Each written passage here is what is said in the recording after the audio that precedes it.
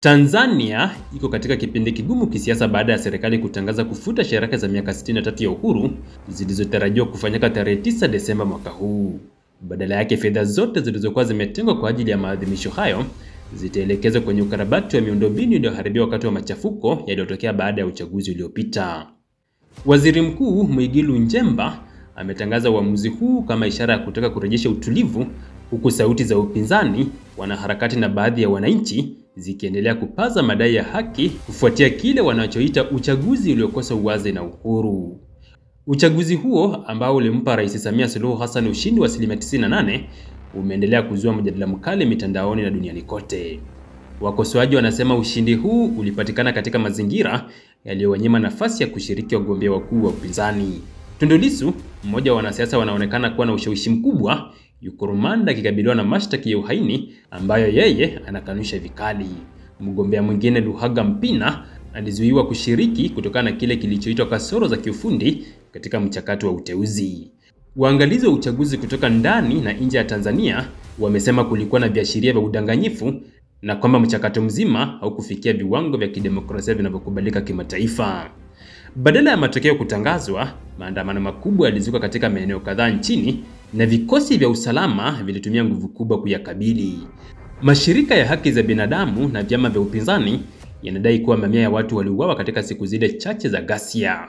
Picha na video nyingi za miili ya raia zilizotapakaa mitaani zimeendelea kusambaa mitandaoni na vyombo vya habari vya kimataifa vimeweza kudhibitisha baadhi ya vielelezo hivyo kuwa vya kweli. Hadi kufikia sasa, serikali haijatoa idadi rasmi ya watu waliouawa katika maandamano hayo. Badala yake, imeunda tume maalum ya uchunguzi ambayo imepangwa kutoa majibu ya kile kilichotokea hasa wakati wa machafuko.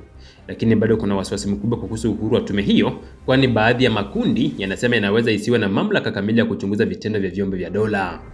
Katika kile kilichoonekana kama hatua ya kupunguza joto, Rais Samia aliwaomba waendesha mashtaka kuonyesha huruma kwa watu zaidi ya 244 waliokamatwa na kufunguliwa mashtaka ya uhaini. Taarifa zinaonyesha kuwa wengi wao tayari wameachiwa huru. Wakati akitangaza kufutwa kwa sherehe za uhuru, Waziri Mkuu Nchemba amewataka Watanzania kujizuia na vitendo vya vurugu na kurudi kwenye mazungumzo ya kisiasa na kidiplomasia. Ameonya kuwa kurejea katika machafuko ya aina ile ile kunaweza kuingiza nchi kwenye hasara ambayo haiwezi kurekebishwa. Serikali inasisitiza kuwa uamuzi wa kuelekeza fedha hizo za maadhimisho kwenye miundombinu utasaidia nchi kurejea katika hali ya kawaida, hasa katika maeneo yaliyoharibika vibaya wakati wa maandamano. Hata hivyo, upinzani unasema hii ni hatua ya kujaribu kupunguza shinikizo la umma kwa sababu kulikuwa na miito mikubwa ya maandamano mapya siku ya uhuru. Kwao, kufuta sherehe hii ni njia ya kukwepa aibu ya uasi wa wananchi. Kwa miongo kadhaa, Tanzania ilionekana kama moja ya nchi dhabiti zaidi kisiasa katika Afrika Mashariki, lakini matukio ya hivi karibuni, kuanzia kuzuiwa kwa wagombea, usimamizi wenye utata wa uchaguzi hadi ghasia za mitaani, yamesambaratisha taswira ya nchi ya Tanzania. Katika siku za uchaguzi, serikali ilizuia huduma za mtandao kwa siku 5 kuanzia tarehe 9 Oktoba na ikatishia kuwachukulia hatua wale wote waliokuwa wakichapisha picha au video za maandamano. Mashirika ya nje yanasema Tanzania iko katika kipindi hatari kinachovunja hadhi yake kama taifa lenye demokrasia ya utulivu. Serikali kwa upande wake inasema picha zinazoenezwa nje ya nchi zinakusudiwa kuipaka matope Tanzania na kwamba bado ni taifa salama na la kidemokrasia.